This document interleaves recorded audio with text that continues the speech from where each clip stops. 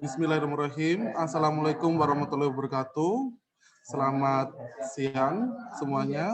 Saat ini kelompok 2, kami yang beranggotakan saya sebagai moderator Bapak Wendy Ramadhani dan juga pemateri untuk materi ATK, alur tujuan pembelajaran kali ini adalah Ibu Widya dari SMA 1 Probolinggo dan juga Ibu Roma Indriati dari SMA 4 Kota Probolinggo yang akan menjadi peserta pada kegiatan kita IHT kali ini adalah Ibu Umi dan Ibu Puji.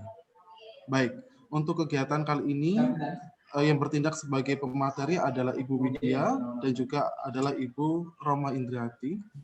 Baik, langsung saya lakukan share screen untuk langsung menuju ke materinya.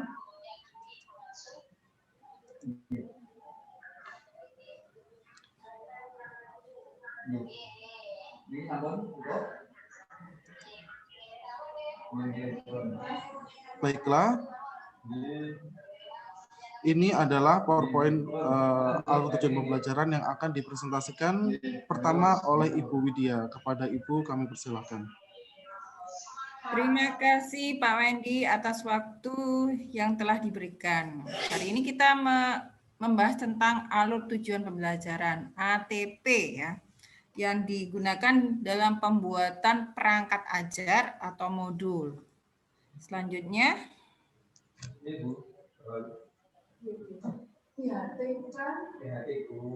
di sini konsep ada 7 prinsip untuk penyusunan alur tujuan pembelajaran ya.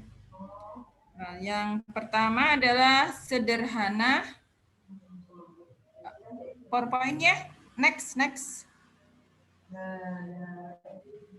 Selanjutnya next. Di situ ada sederhana dan informatif. Jadi perumusan ATP ini diharapkan penulis maupun yang menggunakannya bisa menggunakan juga atau bisa membaca modul atau perangkat ajar ini dengan benar, tidak terjadi istilahnya tidak bermakna ambigu atau tafsir ganda. Maksudnya antara penulis sama yang baca itu membentuk persepsi yang sama.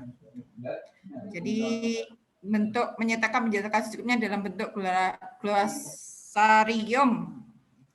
Terus yang kedua esensial dan kontekstual. Jadi mendasar yakni kompetensi konten hasil pembelajaran, juga menyediakan pengalaman belajar yang relevan dengan kehidupan nyata. Jadi istilahnya mengikuti perkembangan zaman istilahnya. Jadi kayak modul juga atau perangkat ajar itu dikaitkan sama kehidupan sehari-hari yang ada di sekitar kita. Bisa skup kecil atau skup luas. Terus berkesinambungan. Di situ adalah capaian secara runtut, sistematis, dan berjenjang untuk memperoleh capaian pembelajaran yang telah dilakukan dalam setiap mata pelajaran. Secara kronologis berdasarkan urutan pembelajaran dari waktu ke waktu. Jadi istilahnya harus runtut, berkesinambungan, tidak loncat-loncat sehingga pemaknaan dari suatu modul itu bisa didapat. Terus yang selanjutnya adalah pengoptimalan 3 aspek kompetensi. Di situ harus mengandung 3 kompetensi, pengetahuan, keterampilan, dan sikap yang berjanji selaras dengan tahapan kognitif. Nah, di tahapan kognitif kan ini ada macam-macam ya, ada C1 sampai C6. Gitu. Jadi ada dimensi pengetahuan juga ada faktual, konseptual, prosedural, metakognitif. Pengoptimalan juga dilakukan pada penumbuhan kecakapan hidup, kritis, kreatif, komunikatif, dan kolaboratif, serta P3 ya, beriman, Pancasila ini ya, beriman, kebinekaan global, bergotong royong, kreatif, bernalar kritis, dan mandiri. Jadi istilahnya kemungkinan kedepannya lebih keterampilan hidup ya, yang Pancasilais. Terus merdeka belajar. Pemahaman lebih merdeka ini antara lain memerdekakan siswa dalam berpikir, bertindak pada ranah akademis dan bertanggung secara moral, memfasilitasi dan menginspirasi kreatif siswa dengan mempertimbangkan keunikan individualnya. Jadi tidak, maksudnya kalau guru harus mereka pakai metode ini ya, tapi nggak boleh. Jadi istilahnya menghambakan siswa. Terus ada operasional dan aplikatif ya. Ini memvisualisasikan dan mendeskripsikan proses pembelajaran dan menilai secara utuh yang dapat menjadi acuan operasional yang aplikatif untuk merancang modul ajar. Jadi istilahnya harus secara utuh supaya bisa digunakan ya. Teradaptif dan fleksibel. Siswa karakteristik satuan pendidikan seperti alokasi waktu dan refleksi antar mata pelajaran. Jadi istilahnya ada integrasi.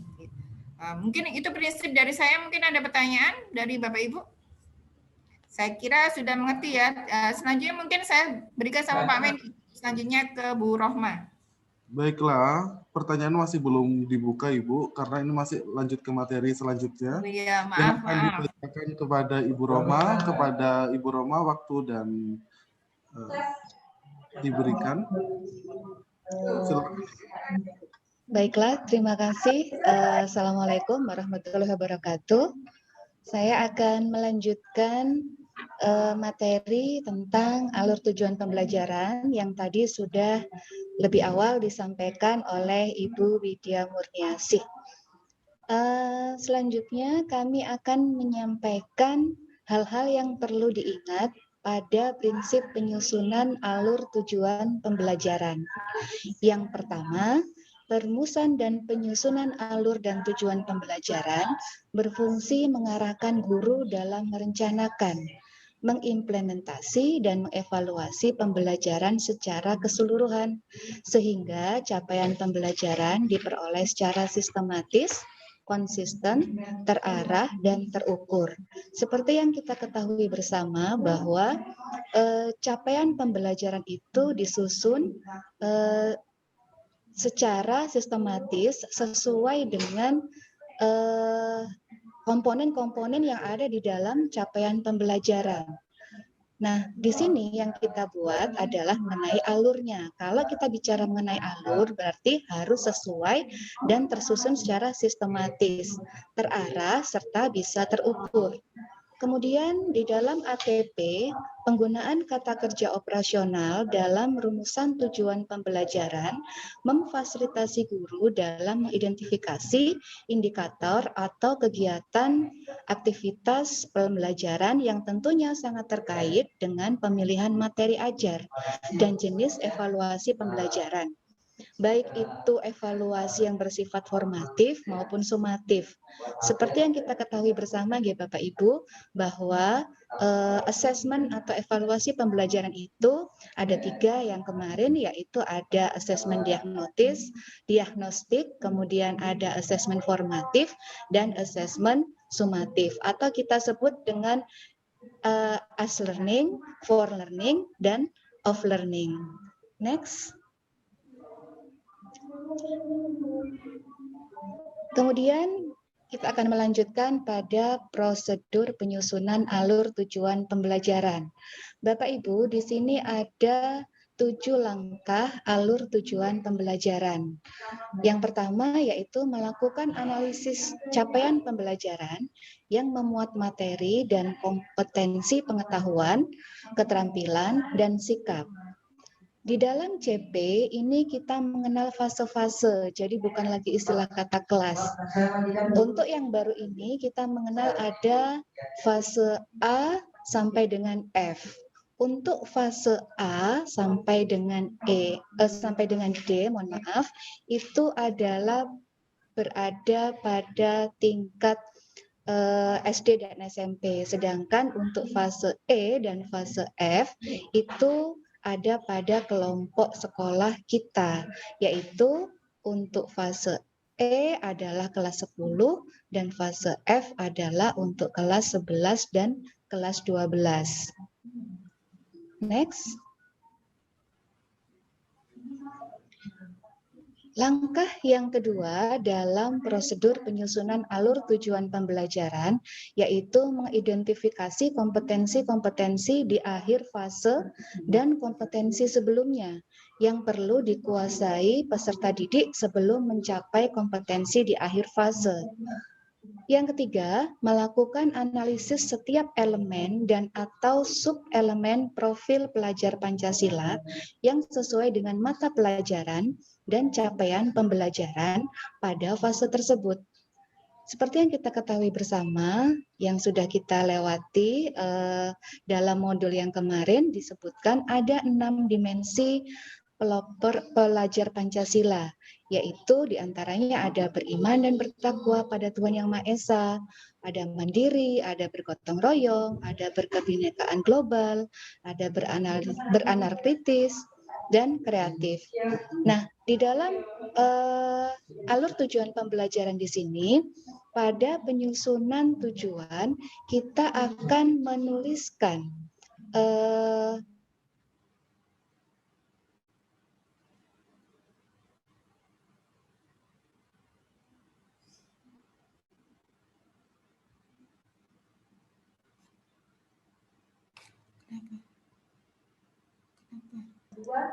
Mohon maaf, mungkin ada sedikit gangguan jaringan untuk Ibu Roma Indriati. Mungkin bisa langsung dilanjut oleh Ibu Widya. Bagaimana Ibu Widya? Bisa, monggo. Silakan, Kita lanjutkan tadi langkah prosedur menyusun alur tujuan pembelajaran ya.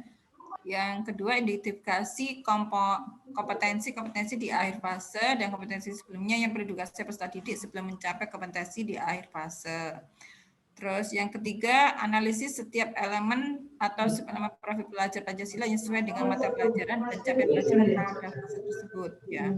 Juga ada 6 dimensi profil Pancasila ya. Terus di situ keempat, identifikasi kompetensi-kompetensi inti di akhir fase. Rumuskan tujuan pembelajaran dengan mempertimbangkan kompetensi yang akan dicapai, pemahaman bermakna yang akan dipahami, dan variasi keterampilan berpikir apa yang perlu dikuasai siswa untuk mencapai tujuan pembelajaran. Yang kelima, setelah tujuan pembelajaran dirumuskan, susun tujuan pembelajaran secara linier, sebagaimana urutan kegiatan pembelajaran yang dilakukan dari hari ke hari. Jadi setelah step by step-nya ya. Baik, mungkin sudah Ibu Rohma sudah tersambung lagi dan mungkin bisa melanjutkan presentasinya. Silakan Ibu Rohma. Iya, mohon maaf keluar ya. Baik, untuk prosedur yang keenam yaitu menentukan lingkup materi dan materi utama setiap tujuan pembelajaran atau setiap tujuan pembelajaran dapat memiliki lebih dari satu lingkup materi dan materi utama. Yang terakhir yaitu berdasarkan perumusan tujuan pembelajaran, menentukan jumlah jam pelajaran yang diperlukan. Bisa, misalkan di sini tujuan pembelajaran untuk mencapai suatu kompetensi pengetahuan itu bisa kita ambil selama 120 menit, kemudian untuk keterampilannya porsinya bisa lebih banyak karena di sini kita akan kita akan menggali lebih banyak lagi mengenai keterampilan yang akan dimiliki oleh peserta didik kita. Dan jangan lupa kita juga harus mengalokasikan untuk penilaian atau tujuan dari penilaian sikap ini.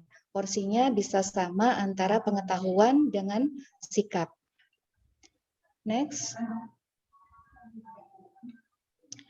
Nah, Bapak Ibu, setelah kita memahami tadi mengenai langkah-langkah dalam menyusun atau prinsip-prinsip dalam menyusun alur tujuan pembelajaran, mungkin nanti kita di fase atau di sesi selanjutnya kita akan mencoba untuk tanya jawab mengenai menurut gaya kita sendiri bisa bertanya, bisa mengeluarkan pendapat, kira-kira bagaimana menurut bahasa dari Bapak Ibu cara untuk menyusun alur tujuan pembelajaran ini.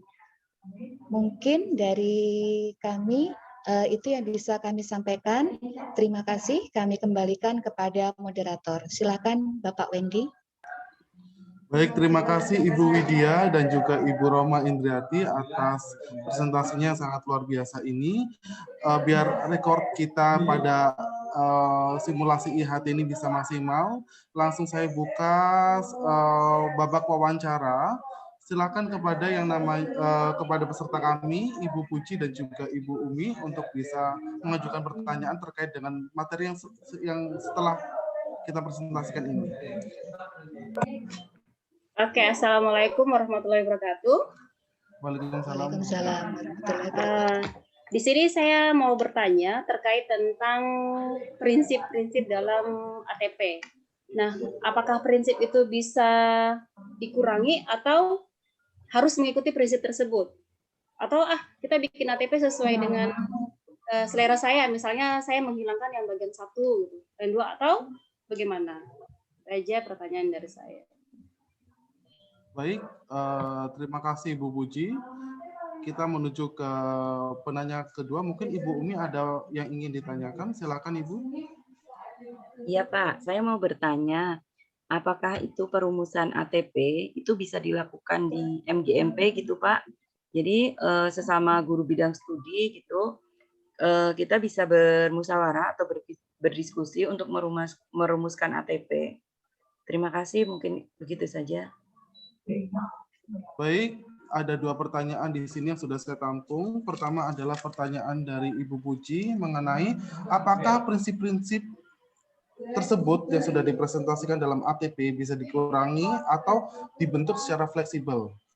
Yang kedua, perumusan ATP apa bisa dilakukan di MGMP? Seperti itu, dari pertanyaan dari Ibu Umi. Mungkin pertanyaan pertama ada Ibu Widya atau Ibu Rohma yang ingin menjawab terkait apakah prinsip-prinsip bisa dikurangi atau dibentuk secara fleksibel. Monggo Ibu. Terima kasih Pak Wendy. Saya akan mencoba menjawabnya. Mungkin bisa nanti dilengkapi oleh Bu Widya. Kalau menurut saya prinsip itu istilahnya sudah paten ya. Maksudnya sudah melalui kajian yang ditentukan oleh pemerintah bahwa mengandung 7 prinsip tersebut. Nah, jadi ada 7 prinsip penyusunan alur dan tujuan pembelajarannya. Nah, itu sudah paten karena sudah melalui kajian juga. Karena dengan istilahnya tapi menurut saya itu istilahnya prinsip itu minimalis. Istilahnya setidaknya minimalis. Jadi minim mengandung 7 unsur. Kalau mau ditambahi boleh, tapi kalau dikurangi nggak boleh. Mungkin ditambahinya berkenaan dengan perkembangan zaman. Kemungkinan tahun depan ada penambahan tentang prinsip yang lainnya karena berkenaan dengan perkembangan zaman bisa. Tapi kalau dikurangi nggak bisa. Tapi kalau ditambahi bisa. Itu jadi istilahnya minimal kita mengandung 7 prinsip. Nah, itu menurut saya. Nah, mungkin Bu Indri bisa menambahinya. Oh, sebentar, sekalian. Yang kedua tadi pertanyaan dari Bu Umi. Apa bisa dilakukan bersama-sama? Bisa menurut saya. Malah lebih enak ya, kolaboratif. Istilahnya kan kita Merdeka Belajar ada istilahnya kita dianjurkan untuk kolaboratif. Kolaboratif di sini bisa di satu sekolah sesama IPS yang di rumpun IPS atau lewat MGMP. Jadi menurut saya lebih enak. Karena apa? Kita bisa menyamakan persepsi tentang alurnya dan untuk materinya yang sama. Kemungkinan mungkin aplikasinya di sekolah kita tinggal menyesuaikan aja. Itu aja. Menurut saya seperti itu. Mungkin Bu Indri bisa nambahin.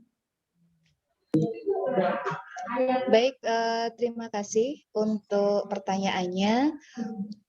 Tadi saya sudah mendengar jawaban dari Bu Widya bahwa saya sangat setuju dengan jawaban Bu Widya bahwa untuk pertanyaan pertama, apakah prinsip-prinsip dalam penyusunan alur tujuan pembelajaran itu bisa ditambah atau dikurangi? Mungkin kalau dikurangi tidak bisa. Jadi kalau 7 prinsip ini merupakan minimalis. Jadi ini yang minimal.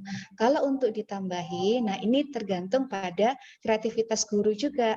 Guru akan meminta kompetensi yang seperti apa, yang bagaimana, model pembelajarannya yang bagaimana, asesmennya yang bagaimana. Ini juga tergantung pada kreativitas guru sendiri. Jadi mungkin di sini kita tidak hanya center learning-nya pada siswa atau memerdekakan pada siswa saja, tapi juga kita bisa untuk memerdekakan guru. Jadi mengeksplor kreativitas guru di dalam menyusun alur tujuan pembelajaran tersebut. Kemudian pertanyaan kedua, apakah penyusunan alur tujuan pembelajaran ini bisa dilakukan di kegiatan kolektif guru seperti MGMP? Saya sangat setuju kalau penyusunan CP yang melalui ATP ini dilakukan pada kegiatan kolektivitas guru seperti MGMP itu sendiri. Ada beberapa keuntungan yang bisa kita dapatkan dengan pertemuan MGMP tersebut. Jadi yang pertama mungkin tugas kita untuk menyusun ATP ini bisa cepat selesai. Itu yang kita harapkan utamanya. Kemudian yang kedua, keuntungan yang bisa kita peroleh juga kita bisa mendapatkan pemikiran-pemikiran yang lebih lagi setelah kita saling berkolaborasi, saling berdiskusi antara teman-teman satu mapel ini. Karena kita sendiri pembelajarannya juga terbuka, jadi opening minded untuk terbuka terhadap usul dan saran dari para teman-teman atau rekan-rekan sekalian. Mungkin dari kami itu yang bisa kami sampaikan. Terima kasih. Kami kembalikan pada Pak Wendy. Baik, terima kasih Ibu Widya dan juga Ibu Rohma Indriati atas presentasinya yang sangat luar biasa. Bagaimana saat ini saya lempar umpan balik kepada Ibu Umi dan Ibu Puji. Bagaimana tanggapannya? Mungkin masih ada pertanyaan yang ingin mengganjal di hati Ibu untuk mau ditanyakan. Oke, saya rasa cukup jelas. Terima kasih atas jawabannya. Baik, bagaimana Ibu Umi? Ya, jadi ini ya Bu ya. Jadi lebih efektif lagi kalau misalnya perumusan ATP itu dilakukan di MGMP. Jadi sesama guru mata pelajaran kita bisa satu visi dan satu misi, mungkin begitu ya. Ya, bisa gitu. Ya, terima kasih Bu, Ibu instruktur. Baik, terima kasih. Dari kegiatan simulasi IHT kali ini bisa saya simpulkan bahwa yang pertama kita alur tujuan pembelajaran bisa diterapkan dengan mudah dalam bahan ajar dan juga modul yang memiliki 7 konsep alur tujuan. Yang pertama adalah sederhana, informatif. Yang kedua adalah esensi dan konseptual. Yang keempat adalah berkesinambungan. Yang kelima adalah merdeka belajar. Yang keenam operasional dan aplikatif, serta adaptif dan fleksibel. Dalam kegiatan alur tujuan pembelajaran ada prinsip dalam penyusunan. Yang pertama adalah merumuskan suatu permasalahan untuk menyusun ATP, dan yang selanjutnya adalah penggunaan kata kerja yang operasional yang menyesuaikan dengan prosedur ATP itu sendiri berdasarkan fase-fasenya. Yang pertama adalah fase A, fase B, fase C, fase D, dan E, serta E. Dalam ATP ada hal yang perlu untuk dianalisis. Ada 6 dimensi pelajar Pancasila yang sudah berkali-kali kita pelajari di kelas umum, yang kemudian disesuaikan dengan alur tujuan pembelajaran itu sendiri. Sesuai dengan pertanyaan dari Ibu Puji dan juga Ibu Umi kepada pemateri, bahwa prinsip-prinsip dalam tujuan pembelajaran itu memiliki alur yang paten, yang tentu saja bisa ditambahi sesuai dengan kreativitas yang guru pelajaran tersebut ampuh, dan tentu saja bisa diterapkan lebih efisien apabila diterapkan dalam MGMP. Seperti itulah kegiatan kita simulasi IHT pada hari ini. Kurang lebihnya mohon maaf. Terima kasih. Assalamualaikum warahmatullahi wabarakatuh. Waalaikumsalam warahmatullahi wabarakatuh. Mungkin bisa sudah open ya? Sudah open kamera? Bisa yang dibuat besar itu Bu Umi?